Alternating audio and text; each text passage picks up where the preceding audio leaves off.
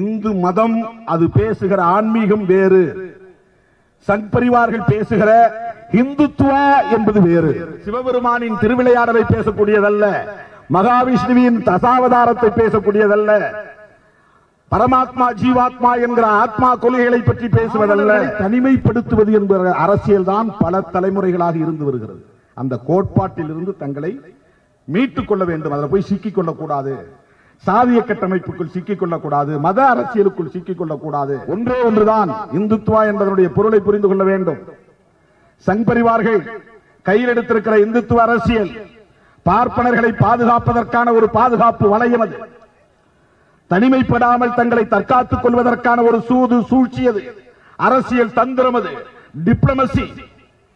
இது பாதுகாக்கப்பட்டால் தான் உழைக்காமலேயே பாதுகாப்பாக பல தலைமுறைகள் அதிகாரத்தோடு வாழ முடியும். பார்ப்பனர்கள் எந்த உடல் உழைப்பும் இல்லாமலேயே தலைமுறை தலைமுறையாக உண்டு கொழுக்க முடியும், அதிகாரத்தோடு வாழ முடியும், பாதுகாப்பாக இருக்க முடியும்.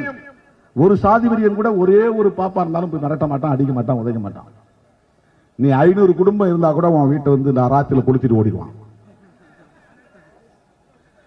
ஒரு கிராமத்தில் 500 பேர் தலித்துகள் இருந்தாலும் அவனுக்கு பாதுகாப்பு கிடையாது. ஒரே ஒரு பார்ப்பனர் குடும்பம் இருந்தாலும் அவன் பாதுகாப்பா இருப்பான்,